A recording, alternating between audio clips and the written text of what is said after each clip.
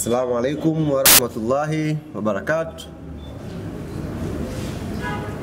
Niwakaribishe ndugu zangu waandishi wa habari kwenye mkutano huu ambao unafanyika hapa makao makuu ya klabu yetu ya Yanga Jangwani jijini Dar es Salaam.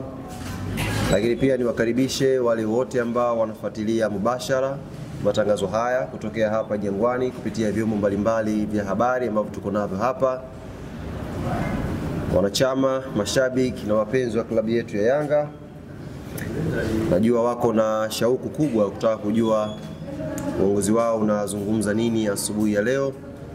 Kizingatia siku ya jana tumetoka kupata matokeo mazuri kwenye kombe la CRDB Federation Cup, na Mwenyezi Mungu ametujalia tumeingia kwenye hatua ya 16. Kutokea pale program ambayo imetangazwa, tunafahamu tunaingia kwenye mapumziko ya FIFA break. Kuna baadhi ya wachezaji wa kikosi chetu cha Yanga wamepata nafasi ya kuitwa kwenye majukumu yao ya timu ya taifa. Baadaye kidogo inshallah tutatoa taarifa kamili ya wachezaji wote ambao wameitwa kwenye majukumu ya timu za taifa mapumziko haya ya kalenda ya FIFA. Lakini kwa ambao wamebakia, benchi la ufundi limetoa siku 6 za mapumziko ambayo ni kama wiki moja hivi. Baada ya watarejea wote kambini kwa ajili ya kujiandaa na mazoezi kuelekea mechi za mwisho za ligi kuu. Tunafahamu ligi ikirudi tu kwa maana ya tarehe 1 mwezi wa 4 inshallah, Yanga tutakuwa na mchezo wa ligi wa ugenini dhidi ya Tabora United. Hivyo tumetoa siku 6 tu za mapumziko. Baada ya hapo tutarudi kujiandaa na mchezo huo, na kama tutakuwa na ratiba yoyote kati, basi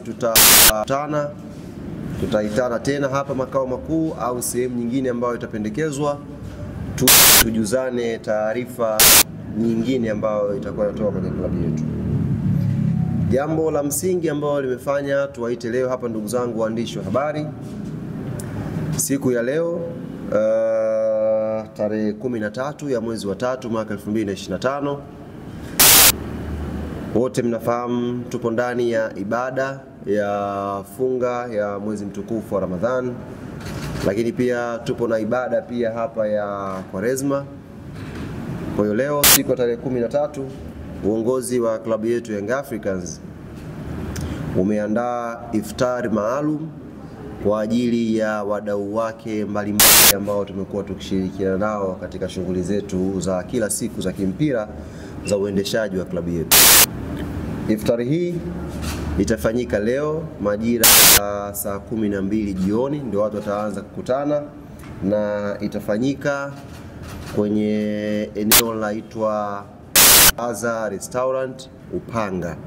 Nafikiri ni eneo maarufu sana kwa watu wa Dar es Salaam, watu ambao wanapenda kupita pale kupata chakula iftar. Basi pale Baraza Upanga ni sawa Kalenga na Mtitu, tunaitwa Kalenga na Mtitu kwenye kona pale Baraza. Leo uongozi wa Young Africans umeandaa iftari pale kwa ajili ya wadau mbalimbali ambao tutashirikiana nao. Wadau ambao wamealikwa, nafahamu wako tayari, watu wameshaanza kupata mialiko kupitia namba zao za simu na wengine kupelekewa, lakini kubwa lenga kualika wadau wote ambao tunashirikiana nao. Hapa nitataja baadhi ambao tumewaalika siku ya leo kwenye iftari hii, na naamini itakuwa ni iftari ambayo tutakutana watu wa mpira, tutazungumza mambo ya mpira, lakini pia tutazungumza na kupata fursa ya kuombea pia mpira wetu kwenye kipindi hiki cha mwezi mtukufu wa Ramadhani, na kuwaombea pia viongozi wetu wote, wadau wote ambao tunashirikiana nao. Tumewaalika wadhamini mbalimbali wa klabu yetu, tumewaalika wadhamini mbalimbali wa football yetu kwa ujumla. Wote mnafahamu Young Africans na wadhamini wengi ambao tunafanya nao kazi, lakini mpira kwa ujumla pia una wadhamini wengi ambao wameshiriki kwa namna moja au nyingine kufanya football iwe na nguvu na iwe na thamani. Kwa hiyo wadhamini kama mabenki haya ya NBC, CRDB, wote tumewaalika kwa ajili ya kuhakikisha tunapata iftar pamoja na kuzungumza mpira. Wadau wengine ambao tumewaalika leo ni shirikisho la mpira wa miguu TFF, tumewaalika bodi ya ligi, tumeialika kamati ya uendeshaji ya ligi almaarufu kamati ya saa 72, na yenyewe tumeialika leo ije kwenye iftari tuzungumze mambo ya mpira na tufuturu pamoja. Lakini pia tumealika kamati ya waamuzi. Tunaamini pia mwaliko wetu ambao tumeutuma kwa waamuzi mbalimbali ambao wako Tanzania, wako Dar es Salaam sasa hivi wataweza kuhudhuria. Ndugu yetu Ahmed Arajiga, Ramadhani Kayoko, Heri Sasi, Frank Komba, mzee wetu Mkono yule, Tatu Malogo, waamuzi wote wa Premier League na wao tumewaalika leo kwenye iftari yetu waje washiriki na sisi klabu yetu Young Africans. Na tumealika pia timu zinazoshiriki ligi kuu. Tumealika mtani wetu Simba Sports, tumewaalika Azam Football Club, tumewaalika Singida na timu nyingine ambazo zinashiriki ligi kuu. Kwa hiyo ukiangalia tumealika wadau tofauti tofauti ambao tunaamini tutakutana na kuzungumza mpira vizuri. Kwa hiyo ni matumaini yangu ni jambo tu la iftar, tusikimbiane na huko. Ni jambo tu la kufuturu pamoja na kuzungumza. Pale baraza sidhani kama kuna eneo la ruhusu pale mpira kuchezwa. Kwa maana yake itakuwa ni mazungumzo tu ya watu kuzungumza. Lakini pia ndugu zangu waandishi wa habari ambao mmekuja hapa, automatic nyinyi wote ambao mmehudhuria hapa mtapata mialiko yenu. Tumewaalika pia wachambuzi mbalimbali sababu tumeona hivi karibuni wachambuzi mmekuwa mkomoto kweli kwenye kuchambua, mnafanya kazi nzuri kwenye kupromote mpira. Hasa leo tumewaletea wadau wote karibu. Msichambulie mbali, leo mchambulie karibu pale. Una swali kwa mzee Mguto upo naye. Una swali kwa nani upo naye. Una swali kwa nani tuchambue wote pale kwa karibu na tuweze kuleta flavor tofauti tofauti. Kwa hiyo hawa ni mabaadhi makundi ambayo tumewaalika leo kwa ajili ya kushirikiana na klabu ya Yanga kuja kupata iftari pamoja. Tunalo baraza letu la wazee hapa, mzee wetu Msumi yuko hapa. Tunao baadhi ya matawi ambayo kupitia idara yetu ya mashabiki na wanachama chini ya mkurugenzi wetu Ibrahim Samuel watatuongoza ni watu gani ambao watakuja hatuwezi kwenda wote. Kuna watu ambao idara itatuongoza watakuja kuwakilisha wanachama wengine kwenye iftari ya leo. Kwa hiyo tumie fursa hii kuwaomba sasa wale wote ambao wamepata mialiko na wanaoendelea kupata mialiko, kifika saa 12 kamili inshallah tujitokeze kwa pamoja pale tuje tupate iftari. Kwa upande wa wasemaji tumeanza kumwalika msemaji mkuu kabisa ambaye ndio anasemea kwenye taasisi kubwa, Clifford Mario Ndimbo kutoka TFF. Tumemwalika pia Karim Buimanda kutoka bodi ya ligi. Tumewalika pia wasemaji wa timu nyingine. Nimetoka kumwalika hapa ndugu yangu Ahmed Ali. Nimtumia mwaliko asubuhi akanijibu kwamba yeye leo atakuja na watu wawili. Kwa wapi Ahmed hapa bwana? Msijaki naona kama iko mbali hivi. Lakini asubuhi nilimwalika na akathibitisha kwamba atakuja, lakini akaniambia nitakuja na mzee Mguto na Almas Kasongo. Kamwambia karibu. Message yake hapa. Kaambia karibu ndugu yangu, nao pia tulishawaalika kabla wewe kusema. Kwa hiyo atakuja. Tumemwalika ndugu yangu Hashimu Ibwe, nimemwalika Thabiti Zakaria. Chukuchuku nimewasiliana naye, ameniambia wana mechi wako Singida. Kwa hiyo yeye na Masanza automatic watakuwa hawapo, na kwa sababu idara zao zinaendeshwa kwa bajeti ya chini, maana yake hamna mwakilishi mwingine kwenye idara ya habari ya Singida wala idara ya habari ya KMC. Tofauti ya sisi na wengine wenzetu, wao ndio wapiga picha, ndio wasemaji, ndio wa graphic designer, ndio wapandisha posti na kila kitu. Kwa hiyo akikosekana Chukuchuku maana yake MC imekosekana kwenye upande wa idara ya usemaji. Kwa wasemaji wengine ambao sijawataja hapa, kina Masau Bwire pia mwaliko wa klabu ya Young Africans wafikie, na tuna imani tutajumuika pamoja tuje tupate iftari leo pale baraza. Kufikia hapo ndugu zangu waandishi wa habari, tutapokea maswali 5 kama tulivyozungumza awali tuweze kufikia mwisho. Kwa hiyo ni huru, ulizeni maswali 5 kwa sababu najua baada ya leo hamtanipata tena. Patapokuwa kuna tukio lingine ambalo litalazimisha kuja kuzungumza na nyie hapa. Karibu ndugu yangu Nasibu Nkombo. Asante. Kwanza mimi niwashukuru kwa sababu mimi nimekuelekea watu ambao wamekuwa leo asubuhi saa 12 shangae saa 12 mwalimu wa iftar kwa iftar saa 12 jioni ya mzuri.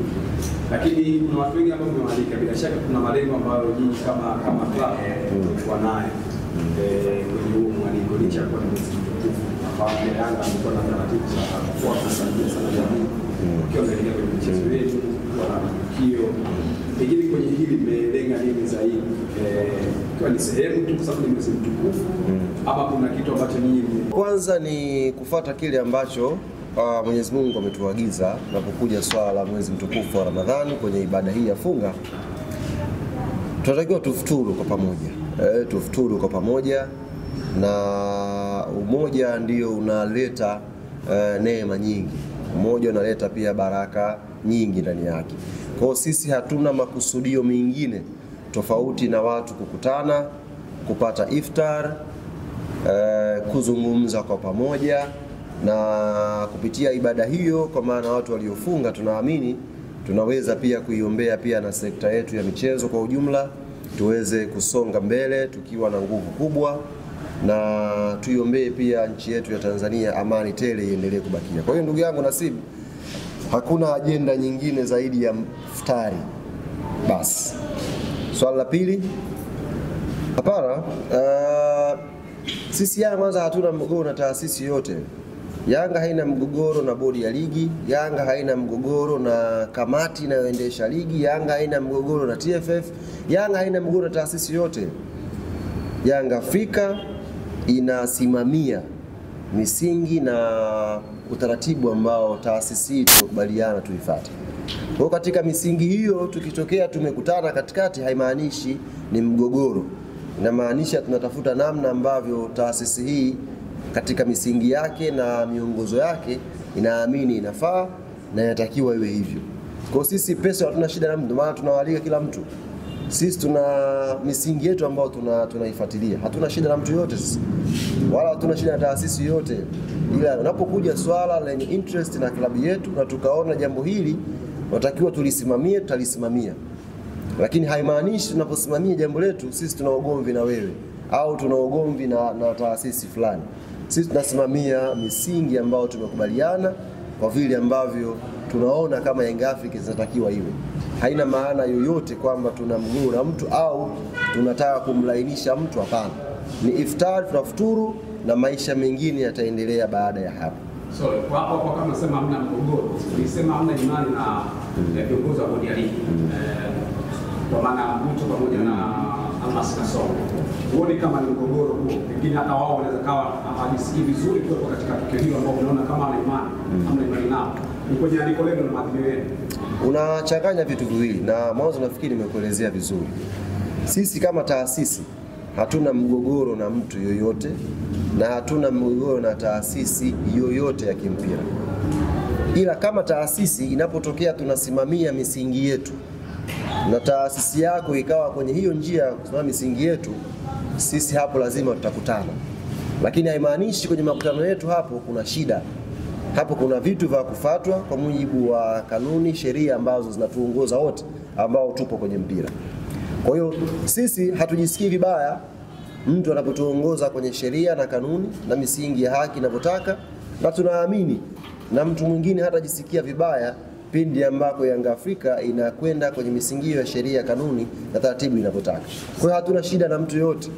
Sisi tumetangaza msimamo wa taasisi ambao tunaamini kabisa ni msimamo sahihi na unatakiwa ufuatwe hapa.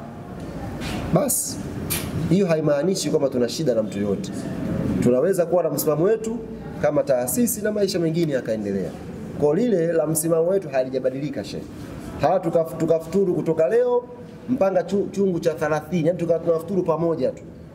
Msimamo wa Yanga kwenye misingi ambayo imeamua kuisimamia haijabadilika na iko pale pale.